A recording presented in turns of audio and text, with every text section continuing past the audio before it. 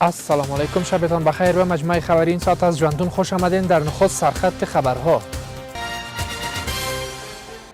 بازگشایی دفتر سازمان همکاری اسلامی در کابل. برخی از آگاهان امور میگویند بازگشایی این دفتر در به رسمیت شناختن امارت اسلامی کمک نمیکنند.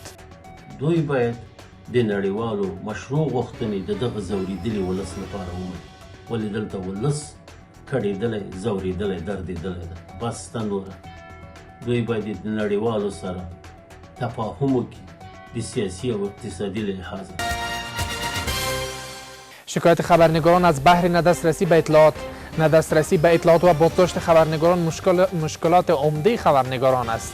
پوهیږو چې په افغانستان کې لا اوس هم خبریالان په ډیر بد وضعیت کې ژوند کوي او غوښتنه مو هلته د حاکم حکومت څخه دا ده چې د خبریالانو لپاره هر ډول اسانتیاوې چې وي هغه ورته برابرې کړي. اطمینان مسئولین در عملی کردن پروژه های توسعه‌ای. به همکاری مالی یونیسف در ناحیه 16 امنیتی شهر کابل 7 دانه چاه ایجاد و به بهره برداری سپرده خواهد شد. د مافیایي کړیو لاس درلودې، همدارنګه دلته غصب سوی و، دلته فساد سوی و. د هغوی د دفع کولو لپاره زموږ نیم کال په همدې دعوو او منازعاتو باندې تیر شو.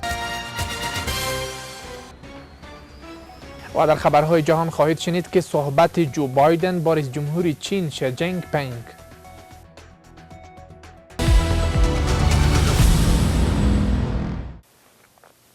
مشروع خبرها: امیرخان متقی سرپرست وزارت امور خارجه با هیئت سازمان همکاری اسلامی در کابل دیدار و گفتگو کرده است. آنها در این دیدار گفته است که به زودی دفتر رسمی سازمان همکاری اسلامی در کابل بازگشایی خواهد کرد تا بتواند به مردم کمک های بشری را انجام بدهد. در همین حال برخی از آگاهان امور سیاسی میگویند که سازمان همکاری اسلامی باور خود در سطح جهان از دست دادند. آنها میگویند که بازگشایی دفتر سازمان همکاری اسلامی در کابل به نفع امارت اسلامی نیست. در این اواخر بیشتر از نمایندگان کشورها و سازمانهای خارجی برای حل مشکلات بشری، اقتصادی و حقوقی افغانستان با مقامات امارت اسلامی دیدار و گفتگو می کنند. در این اواخر امیرخان متقی سرپرست وزارت امور خارجه امارت اسلامی با هیئت سازمان همکاری اسلامی در کابل دیدار و گفتگو کرده است. در این مورد وزارت خارجه امارت اسلامی گفته است: در مورد تأسیس پوهنتون بین المللی اسلامی در افغانستان از سوی سازمان همکاری اسلامی گفتگو شد. در این دیدار در مورد روند انتخاب کابل با عنوان پایتخت فرهنگی کشورهای اسلامی برای سال 2024 میلادی بحث شده است. در همین حال برخی از آگاهان امور سیاسی میگویند سازمان همکاری اسلامی باور خود در سطح جهان از دست دادند و برای نفع به رسمیت شناختن امارت اسلامی نخواهد بود. اسلامي سازمان چې په 1990 کال کې د ټولو مسلمانانو د نمایندګۍ په مخ رامنځته شو. له هغه وخت راهیسې چې اسرائیلو د فلسطین په خاوره کې د خپل اشغال پروګرام پراخ کړل، له هغه وخته د مسلمانانو په مسایلو کې خپل سیاسي نفوذ له لاسه ورکړی دی. په اوس وخت کې هر څوک په افغانستان کې د وختکشۍ پالیسۍ تعقیبوي او د دفتر پرانیستل د طالبانو د رژیم په سیاسي رسمیت پیژندلو ډیر کم اغیز لري. موږ هیله لرو چې دوی به طالبان واستوي چې د نجونو ښوونځي بیرته پرانیزي. اما برخی دیگر دیدارهای مقامات امارت اسلامی با این سازمان مفید می‌دانند و می‌گویند که امارت اسلامی باید از بین بردن بحران بشری در افغانستان با جهانیان تعامل کنند. د طالبانو د حاکمیت څخه تر نن ورځې پورې دا څه غونډې چې د نړیوالو هیوادو ملګرو ملتونو او د اسلامي هیوادو لخوا ترسره شوي دي کومه مثبته پایله نه درلودله او په اکثریتو غونډو کې طالبانو هم برخه نه درلودل او اجازه هم ورکړل شوې نه وه. سوال دلته دی چې ستونزه چیرته ده؟ ستونزه زما له نظره په خپله په طالبانو کې ده. دوی باید د نړیوالو مشروع غوښتنې د دغه ځورېدلي ولس لپاره ومني، ولې دلته ولس کړېدلی، ځورېدلی، دردېدلی ده. بس ته نوره دوی باید د نړیوالو سره تفاهم وکړي د سیاسي او اقتصادي لحاظه. بعد از روی کار آمدن امارت اسلامی در افغانستان بیشتر از 15 ماه می‌گذرد، اما تا هنوز از سوی هیچ کشوری به رسمیت شناخته نشده هستند.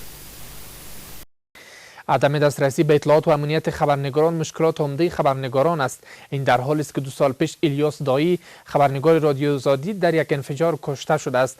خانواده الیاس دایی از حکومت می‌خواهند که قاتلان الیاس دایی را محکمه کنند. در همین رابطه برخی از خبرنگاران میگویند که نسبت به گذشته حالا خبرنگاران از عدم دسترسی به اطلاعات با مشکلات جدی مواجه هستند. در همین حال امارت اسلامی میگوید که با توجه به ارزش‌های اسلامی و ملی به امنیت خبرنگاران اطمینان می‌دهیم. در 2 دهه گذشته رسانه‌ها نسبت به دیگر بخش‌ها بیشتر متضرر شده است و در این مدت صدها خبرنگار را از دست دادیم که بر علاوه 2 سال قبل الیاس دایی در ولایت هلمند که در موتر ماین جابجا گردیده بود کشته شد. خانواده الیاس دایی میگوید که صدای الیاس دایی صدای تمام مردم است. ژوند همیشه لوړې او ژورې لري، خو که څه هم زموږ ورور زموږ سره نشته، خو ویاړم چې نه یې څوک قتل کړی و، نه یې څوک وژلی و، نه هیڅ نه و فساد په خپله خاوره کې کړی و. یوازې د خاورې د ولس او د خلکو د ښېرازۍ دپاره یې خپل ژوند وقف کړی و او د خلکو هغه حالت یې راپورته کاوه چې هغه هیڅ چا نسو راپورته کولی او تر چا نسو رسولی. د راپورته کوي د رښتینولۍ، صداقت او افغانیت، انسانیت، اسلامیت قربانی سو. در همین حال برخی از خبرنگاران میگویند که امارت اسلامی به خاطر دسترسی به اطلاعات و امنیت خبرنگاران را تأکید میکنند و میگویند که نباید جان خبرنگاران را تهدید کنند. پوهیږو چې په افغانستان کې لا اوس هم خبریالان په ډیر بد وضعیت کې ژوند کوي او غوښتنه مو هلته د حاکم حکومت څخه دا ده چې د خبریالانو لپاره هر ډول اسانتیاوې چې وي هغه ورته برابرې کړي تر څو پورې خبریالان وکولی سي خپل راپورونه جوړ او تر تاسو پورې درته ورسوي او هغه ستونزې چې ولس یې لري هغه ستاسو سره شریکي. بر علاوه مادر الیاس دایی با قلب پر از دردی که درد دارد میگوید در افغانستان زندگی خبرنگاران بسیار با مشکلات مواجه است. د شهید محمد الیاس غم زړتیا نه لري، زموږ په کورنۍ کې هره ورځ نوی تازه کېږي او ښځه په هر چا کونډېږي، خو زما په بچي خاوره کونډه شوه. مسئولان اداره آزاد رسانه‌های افغانستان یا نعی میگوید که قضیه‌های خشونت علیه خبرنگاران باید از راه‌های قانونی حل گردد. علاوه بر این امارت اسلامی بر امنیت خبرنگاران تاکید کرده است. چندی پیش یونما در مورد از بدرفتاری و خشونت علیه خبرنگاران ابراز نگرانی کرده است. جامعه جهانی باید در افغانستان به خانواده‌های بجا شده کمک کند. کمیشنری عالی سازمان ملل متحد در امور پناهندگان گفته است که بجا شدگان داخلی در افغانستان در زمستان پیشرو با مشکلات شدیدی روبرو خواهند بود. آگاهان امور اقتصادی از امارت اسلامی می‌خواهند که برای جلوگیری از فاجعه انسانی باید با خانواده‌های نیازمند کمک صورت گیرد. امارت اسلامی در این عرصه از نهادهای بین‌المللی می‌خواهند که دست نیازمندان را بگیرند. نظر به سال گذشته امسال مردم در زمستان پیشرو با مشکلات شدید مواجه هستند. در رابطه به همین موضوع کمیشنری عالی سازمان ملل متحد در امور پناهندگان ابراز نگرانی نموده است. در افغانستان کسانی که به علت حوادث طبیعی و جنگ‌های داخلی بجا شده اند در زمستان پیشرو با مشکلات شدید روبرو خواهند بود. با گذشت چند ماه قبل حوادث طبیعی باعث شده که افغان‌ها از خانه‌های اصلیشان به جا شوند و اکنون با مشکلات شدید مواجه هستند. زاد پایش میده شد یک طفل در سر سرک برآمد مشکلاتی را که یک رپر نان پیدا کنه در دستش در موتر دراز کنه او از چکت موتر زد بیچاره مرد. در همین حال آگاهان امور اقتصادی میگویند که امارت اسلامی مسئول است که باید به خانواده‌های نیازمند کمک کنند. ملګرو ملتونو چې کوم خبر خپور کړی دی یونیسیار د کې شک نشته چې زموږ افغانان دننه په کور کې بې ځایه شوي دي او ډېر ستونزو سره مخامخ دي. نو ما ډېر په درنښت د امارت اسلامي نه دا غوښتنه ده چې په دې کې دوی کوټلي ګامونه واخلي او دوی سره مرستې وکړي چې راتلونکي ژمي کې خدای مه کړه د دې وضعیت یا حالت بدتر نه شي. نو دا یوازې مکلفیت د ملګرو ملتونو نه دی، دا د زموږ هم دی، زموږ افغانانو هم دی، همداسې چې په راس کې زموږ اقتدار د چا په لاس کې دی چې په راس کې امارت اسلامی دی هم دی. از سوی دیگر امارت اسلامی میگوید که وزارت مهاجرین و عودت کنندگان تلاش میکند برای کسانی که بیجا شده هستند زمینه ای را برای آنها برابر کنند. این در حال است که در این اواخر تعداد از کسانی که در خانه هستند از بیکاری شکایت میکنند و میگویند برای آنها کمک های بشردوستانه باید صورت گیرد. امارت اسلامی مسئول است که زمینه کار برای مردم فراهم کند. آگاهان امور میگویند که بیکاری تنها دلیل فرار کادرهای جوانان از کشور است که امارت اسلامی باید برای آنها زمینه کار را فراهم کند. از آغاز سال جاری تا اکنون بیش از 57,000 مهاجر غیرقانونی از ترکیه به افغانستان برگشتانده شده است و منابع می افزاید که این ارقام نسبت به سال گذشته 50% افزایش یافته است. فقر و بیکاری نه تنها در افغانستان بلکه در بسیاری از کشورها نیز وجود دارد و در افغانستان سابقه بی پیشینه دارد که باعث شده تا مردم به کشورهای خارجی پناه ببرند. آگاهان امور میگویند که بیکاری تنها دلیل فرار کادرهای جوانان از کشور است که امارت اسلامی باید برای آنها زمینه کار را برابر کند. دا چې په دې وروستیو کې د ایران، ترکیې، د بعضې نورو هیوادونو نه حتی غربي هیوادونو نه ډیری افغانان بیرته د هیواد په طرف سوق شوي دي، راغلي دي، رالیږلي دي. نو که چیرې د دغې معضلې بیخ بنیاد ته وکتلی شي، همدغه غربیان وو چې همدا ستونزې موږ ته راپیدا کړې. که چیرې دوی د یوې برنامې له مخې په افغانستان کې خپلو وظایفو ته دوام ورکړی وای، نو نن به دا حالت په افغانانو باندې نه راتلو. بیا هم د ترکیې او د ایران د نورو ټولو هیوادونو نه پاکستان نه زموږ هیله دا ده چې په دې اساسو شرایطو کې د افغانانو سره مرسته وکړي. اسلامي امارت ته پکار ده چې دغه خلک په کټګوریو تقسیم کړي چې کومه کټګوري خلک دي. یو داسې خلک دي چې هغوی بالخاصتا غواړي چې افغانستان پرېږدي. کشور ترکیه میگوید که از آغاز سال جاری تا اکنون 57,000 پناهجوی افغان غیرقانونی را به کشورشان برگردانده هستند. پناهجویان شامل 57,174 افغان است که 14,185 تن به پروازهای خصوصی و 15,989 تن با پروازهای عادی به کشورشان بازگردانده شده اند. آگاهان امور میگویند که بر علاوه از کشورهای همسایه و از کشورهای دیگر میخواهند که با در نظر داشت وضعیت فعلی افغانستان باید اخراج پناهجویان را به تعویق بیندازند. یو تعداد داسې خلک دي چې د اولادونو د تحصیل لپاره د هیواد نه د باندې، ځینې داسې خلک دي چې هغوی دندې نه لري او د یوې ګوله ډوډۍ په خاطر باندې د هیواد پرېږدي. نو دا کې زموږ ډېره لویه بدبختي ده، ځکه چې موږ څنګه ونه شو کولی چې دغه څه چې کېږي دغه مهار کو. اسلامي امارت نه مو هیله دا ده چې اوس امنیت هم راغلی دی د کاري فرصتونو په برابرولو کې، او بعض هر هغه څه چې ولسونه او نړۍ غواړي د هغو په لاسته راوړنو کې، یعنې هغو ته ځواب ورکونو کې د اسلامي امارت لاس په کار شي چې تر څو دا خلک بیرته په خپل هیواد کې زمزم شي او راشي خپل عادي ژوند پیل کړي. د دغو سرګردانیو نه، بېعوبیو او بېشرمیو نه به موږ خلاص وو. نو هیله ده چې اسلامي امارت په دې کې خپل رول لکه څنګه چې من حیث یو مسئول حکومت ادا کړي. با توجه به گذشته امنیت کشور بهتر است، ولی با وجود این بسیاری از افغانها به خارج از کشور از راه‌های غیر قانونی می روند که با مشکلات سختی روبرو هستند. قابل یادآوری است که در چند ماه گذشته صدها افغان به طور غیر قانونی در پاکستان و ایران زندانی هستند و با آنها رفتار نادرست صورت می گیرد. آغاز پروژه چاه آب آشامیدنی از سوی یونیسف در ناحیه 16 امنیتی شهر کابل. در همین رابطه مسئولان شرکت دولتی حفاظت و نظارت بر مکریانها در یک کنفرانس خبری گفت که 7 چاه عمیق به کمک مالی یونیسف در مکریانها ساخته خواهد شد که از این چاه‌ها 120,000 خانواده که از آن برای آب آشامیدنی استفاده می‌کنند ایجاد و به بهره برداری سپرده خواهد شد. آنها می‌گویند که در گذشته در این پروژه ها شفافیت وجود نداشت. امروز از سوی شرکت دولتی نظارت و حفاظت بر مکریانها در طی یک کنفرانس خبری گفت که در مکریان یک پروژه به همکاری مالی یونیسف 7 چاه عمیق در این ساحه ایجاد و به بهره برداری سپرده خواهند شد.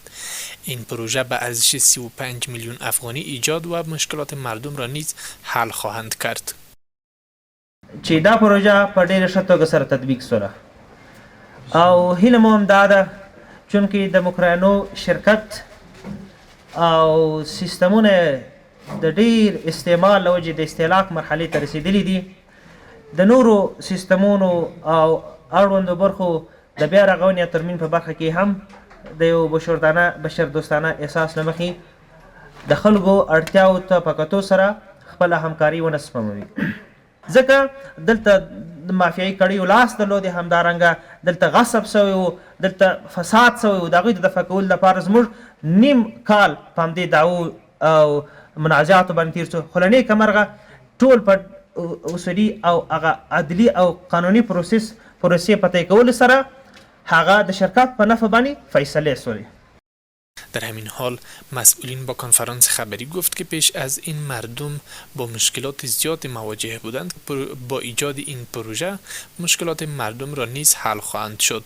او د یونیسف محترم دفتر په مالی ملاتړ او د کار مؤسسې په همکارۍ مو بالاخره دغه پروژه د 4 میاشتو په موده کې په ښه ډول تطبیق کړه.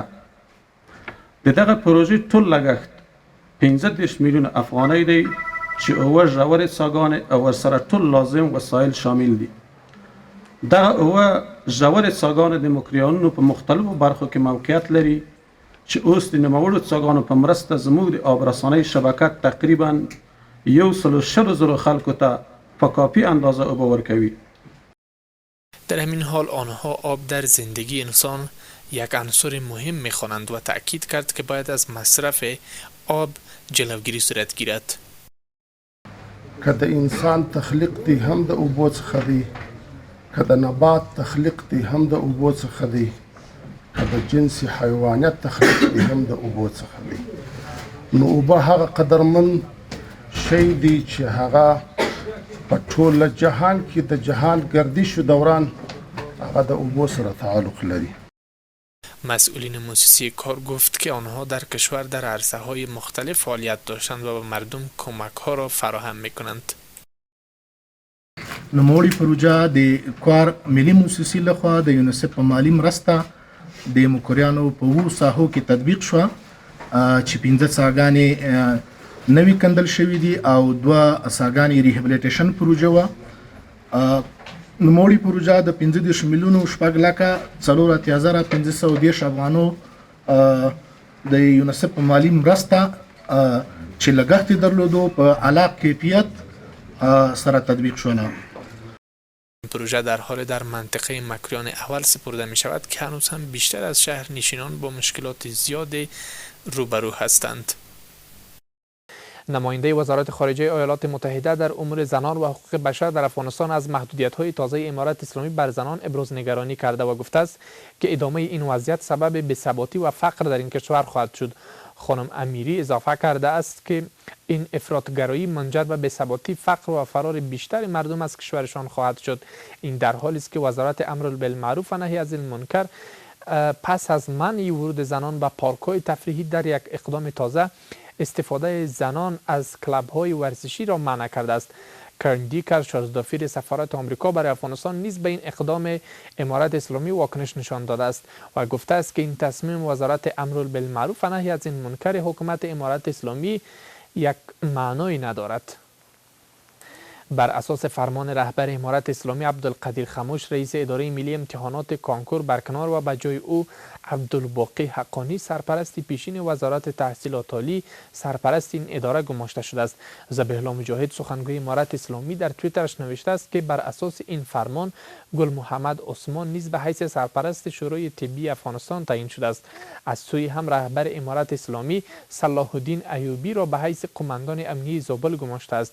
گفتنی است که ایوبی پیش از این به عنوان معین وزارت احیا و انکشاف کار کرده هستند. در یک رویداد ترافیکی در شهرهای کابل جلال آباد 2 تن جان باختند. مسئولین مدیریت ترافیک ولایت لغمان میگن که عصر شنبه 2 آدم موتر در منطقه عزیزخان این ولایت با هم برخورد کردند. به گفته آنان در این رویداد 4 تن دیگر نیز زخم برداشتند.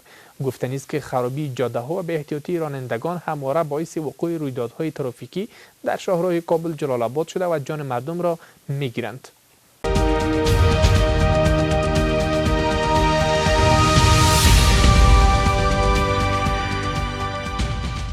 جو بایدن رئیس جمهور آمریکا میگوید او تلاش میکند در مذاکرات پرمخاطره با همتای چینی خود شی جین پینگ یعنی خطوط سرخ را در روابط پرتنش واشنگتن با پیکینگ ایجاد کند. رئیس جمهور جو بایدن امروز یکشنبه در حاشیه نشست گروه G20 در اندونزیا با شی جین پینگ روبرو مذاکره میکند. مسائل از تجارت گرفته تا مسائل حقوق بشر در منطقه شینجین چین، وضعیت جزیره خودمختار تایوان اجندای گفتگوهای رهبران دو کشور را تشکیل می دهند. پس از آن که نیروهای اوکراینی شهر خرسون را مجددا به تصرف خود درآوردند، رئیس جمهور اوکراین میگوید که تلاش‌ها برای تامین ثبات در این شهر ادامه دارد. ولادیمیر زلنسکی در پیام ویدیویی شب گذشته خود گفت تا شام امروز نیروهای دفاعی کنترل بیش از 60 منطقه در خرسون را در دست گرفتند. پلیس تلاش‌های خود را برای تقویت نظم آغاز کرده است. تلاش‌های تقویت نظم در هر ناحیه مناطق آزاد شده جریان دارد و تیم‌های خنثی‌سازی بم‌ها کار بسیار پیشرو دارند. رئیس جمهور اوکراین افزود که تیم‌های خنثی‌سازی بم‌ها تاکنون 2000 وسایل منفجره و بم‌ها را کشف و دور ساختند. وی از همه عساکر خود که بعد از عقب نشینی نیروهای روسی کنترل خرسون را به دست گرفتند تشکر کرد. وزارت دفاع روسیه تاکید کرد که 30,000 سرباز را از خرسون خارج کردند.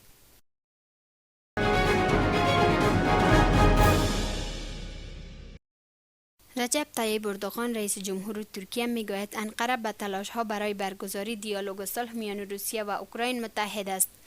رسانه‌های ترکیه این مطلب را امروز به نقل از رئیس جمهور اردوغان گزارش دادند. این در حالی است که اردوغان در گذشته ایالات متحده و دیگر کشورهای غربی را به تحریک مسکو متهم کرده است. کشورهای غربی به اوکراین کمک‌های تسلیحاتی و مالی فراهم می‌کند و همچنان از زمان تهاجم بدون مواجه روسیه به اوکراین در ماه فوریه تحریم‌های سختگیرانه را علیه مسکو وضع کردند. نرخ افغانی در بدل اسعار خارجی در بازارهای کابل.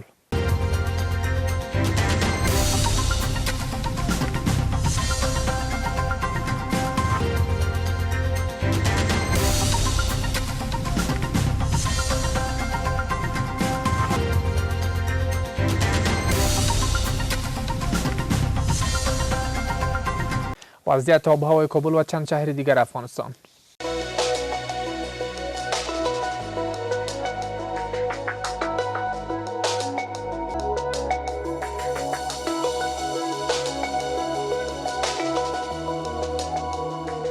این بود خبرها تا این ساعت که تقدیمتان شد. به امید روز فردای بهتر.